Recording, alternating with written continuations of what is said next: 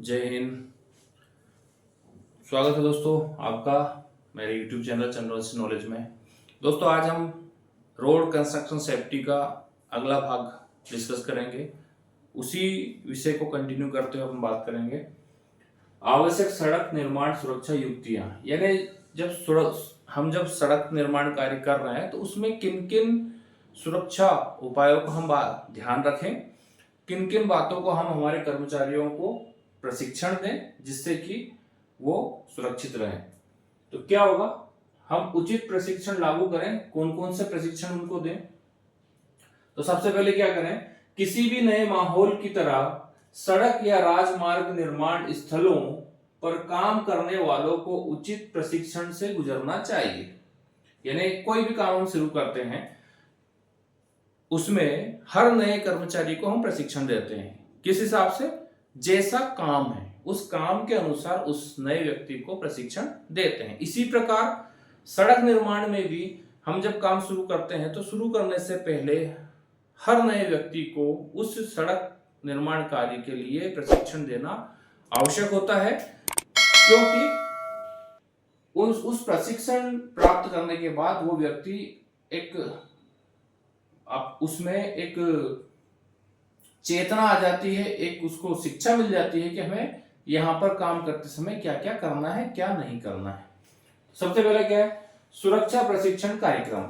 यानी जब भी आप सड़क निर्माण करने का कार्य शुरू कर रहे हैं उससे पहले आप क्या करें, वहां पर जितने भी लोग हैं उनको सुरक्षा कार्यक्रम, सुरक्षा से संबंधित सारी बातों को बताने के लिए प्रशिक्षण कार्यक्रम चलाएं, जिसमें हर समय ग्रुप में बैठाकर उनको समझाएं क्या क्या सेफ्टी उनको इस्तेमाल करना है, कैसे उनको अपने आप को सुरक्षित रखना है और निर्माण कार्य करना है। उपकरण और सामग्री निरीक्षण के लिए अनुसूचियां। आप जब प्रशिक्षण दें तो उन कर्मचारियों को सारे उपकरण, उन सारी चीजों को ध्यान रखने का, सामग्री जो उनके पास दी गई है उसका निरीक्षण करने का, उनके पास एक सूची बनाए, सूची बनाने का तरीका बताएं कि कैसे आपके पास सामान है उसकी सूची बनाकर रखें, उनको कैसे निरीक्षण करें, वो कैसे आपको पता चलेगा कि ये टूट रहा है, खराब हो रहा है, इसकी जगह हमें इसको हटाकर नया सामान लाना है। इस प्रकार से सामग्री की सूचियां बनाने का भी उनको प्रशिक्षण दें। यातायात नियंत्रण योजनाएं।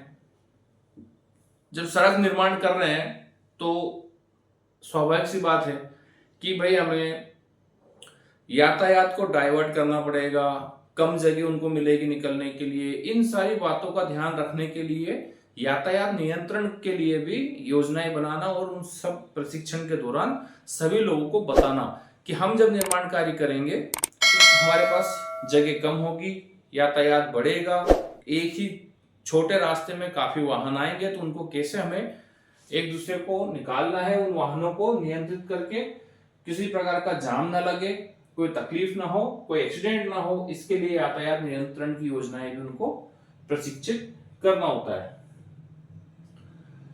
आपके कार्यस्थल के लिए ज्ञात खतरे और उन्हें कम करने की योजनाएं।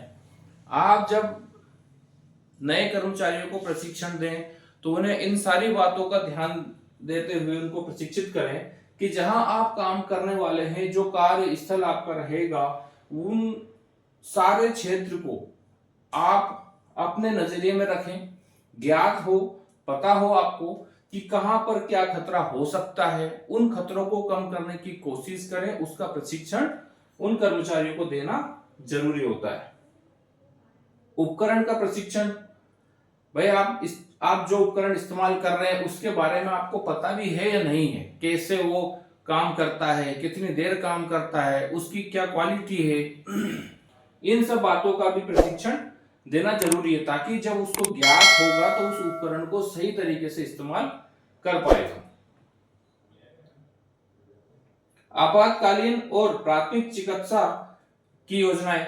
यानी आप सारी चीजें बता रहे हैं, उसके साथ साथ किसी भी आपातकालीन स्थिति में किसी को चोट लग गई, कोई गिर गया, कोई बेहोश हो गया, एक्सीडेंट हो गया, उस कंडीशन में प्राथमिक उपचार कैसे वो देगा उसका भी प्रशिक्षण देना जरूरी है। प्राथमिक उपचार देते समय वो क्या क्या बातों का ध्यान रखेगा, उसे किसको कॉल करना है, क्या करना है, इन सारी बातों को ध्यान में रखते हुए चिकित्सा योजनाओं का भी उसको प्रशिक्षण देना चाहिए। जितने भी आपातकालीन स्थिति वाले जो कॉन्टेक्ट नंबर है वो उनको बताना चाहिए कि भाई एम्बुलेंस का ये नंबर है, पुलिस का ये है, फायर ब्रिगेड का ये है, इन सारे नंबर्स को भी उनको बताना चाहिए।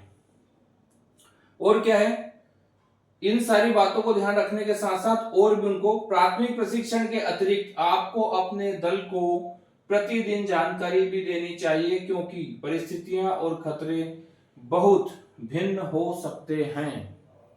तो आप ये ये ट्रेनिंग तो आप देंगे ही देंगे, ये प्रशिक्षण तो देंगे, साथ ही साथ डेली बेसिस में, जैसे कि आप सुबह 9 बजे कार्यस्थल पर पहुंच गए, आपको 9:30 काम करना है, तो आप 10 मिनट के लिए सारे वर्करों को एक साथ इकट्ठा खड़ा करके 10 मिनट की उनको ब्रीफिंग दें, उनको बताएं कि भाई जो हम बता रहे हैं वो तो है ही है, साथ साथ आपको और दूसरे खतरे भी हो सकते हैं जो कि हम जो प्रशिक्षण दिया उससे भिन्न हो।